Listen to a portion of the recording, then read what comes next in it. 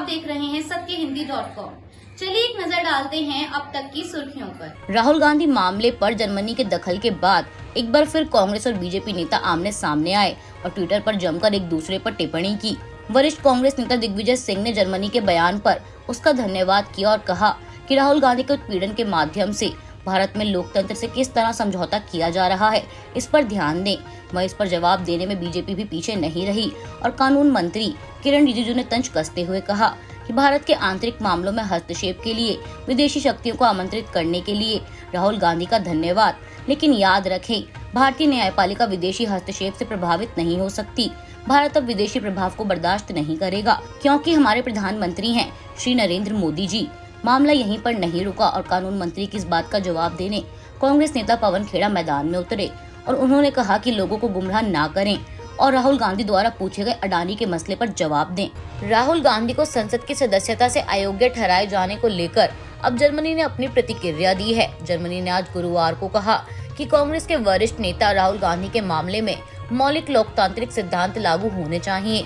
German विदेश मंत्रालय के प्रवक्ता ने एक प्रेस ब्रीफिंग के दौरान कहा कि हमने भारत में विपक्ष के नेता राहुल गांधी के खिलाफ फैसले के साथ साथ उन्हें मिले संसदीय जनादेश के निलंबन पर भी ध्यान दिया है। हमारी जानकारी के अनुसार राहुल गांधी इस फैसले के खिलाफ अपील करने की स्थिति में हैं। प्रवक्ता ने आगे कहा कि इसके बाद स्पष्ट हो जाएगा कि क्या यह फैसला कायम रहेगा और क्या उन्हें मिले जनादेश के निलंबन का कोई आधार है। प्रवक्ता ने कहा कि जर्मनी उम्मीद करता है कि इस मामले में न्यायिक स्वतंत्रता के मानक और मौलिक लोकतांत्रिक सिद्धांत लागू किए जाएंगे। गौरतलब है कि कांग्रेस नेता राहुल गांधी को उनकी मोदी सरनेम को लेकर की गई टिप्पणी के लिए आपराधिक मानहानि के मामले में दोषी ठहराए जाने के बाद उन्हें लोकसभा के सदस्य के रूप में पिछले हफ्ते अयोग्य घोषित कर दिया गया था। केंद्रीय गृह मंत्री अमित शाह ने बुधवार को कहा कि कांग्रेस के नेतृत्व वाली यूपीए सरकार के दौरान सीबीआई ने गुजरात में कथित फर्जी मुठभेड़ के मामले में प्रधानमंत्री नरेंद्र मोदी को फंसाने के लिए मुझ पर दबाव डाला था। बता दें कि शाह ने यहाँ एक मीडिया समूह के कार्यक्रम में विपक्ष के इस आरोप से जुड़े सवाल पर यह बात कही कि नरेंद्र मोदी की सरकार उन्हें निशाना बनाने के लिए केंद्रीय एजेंसियों का दुरुपयोग कर रही है। गृह मंत्री ने कहा, हम सत्ता के दुरुपयोग के भुगत भोगी हैं। मेरे ऊपर फर्जी एनकाउंटर का झूठा केस किया गया, मोदी का नाम लेने के लिए दबाव बनाया गया। 90% सवाल में कहा गया कि मोदी का नाम ले लो तो छोड़ देंगे। मोदी के खिलाफ एक राज्य ने SIT बनाई, लेकिन हमने कभी हाय तौबा नहीं की। शाह ने आगे कहा कि मुझे दंगों में फंसाने की कोशिश हुई, दंगों में शामिल होने का केस हुआ, लेकिन कुछ नहीं निकला। हमने कोई काले कपड़े पहनकर विरोध नहीं किया। मुंबई कोर्ट में केस ले गए, वहां अदालत ने मुकदमे को राजनीति से प्रेरित बताया। कांग्रेस को आत्मचिंतन करना चाहिए। राहुल गांधी की टिप्पणी के बाद अब यूके में बैठे ललित मोदी ने भी कहा है कि वे अदालत में उनके खिलाफ मुकदमा दायर करेंगे।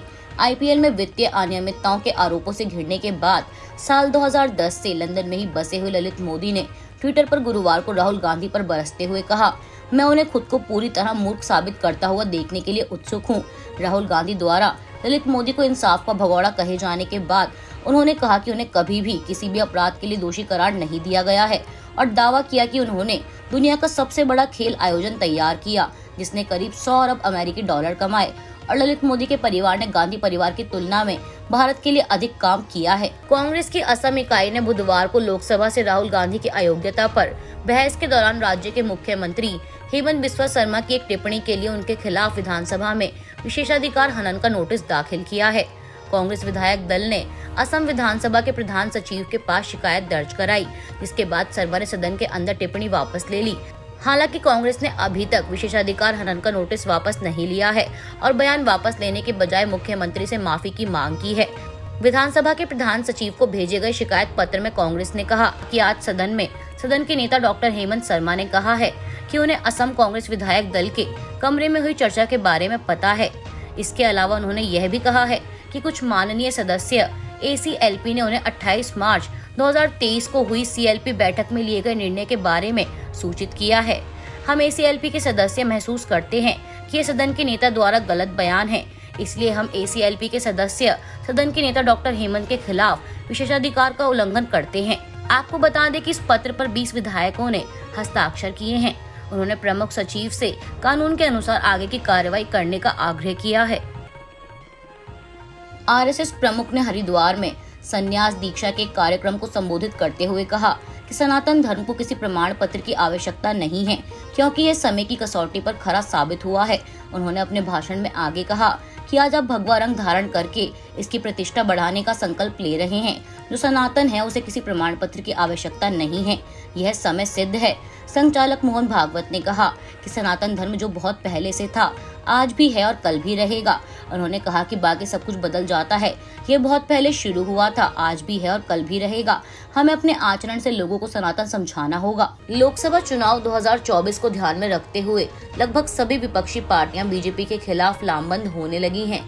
इसी कड़ी में पश्चिम बंगाल की मुख्यमंत्री ममता बनर्जी भी अगले साल होने वाले चुनाव के लिए विपक्ष को एकजुट करने की कोशिश में जुटी हैं, जिसके चलते सीएम बनर्जी ने कल बुधवार को कोलकाता में एक विरोध प्रदर्शन के दौरान विपक्षी दलों से बड़ी अपील करते हुए कहा कि बीजेपी को सत्ता की कुर्सी से हटाने के लिए विपक्ष को एक साथ आना ही होगा।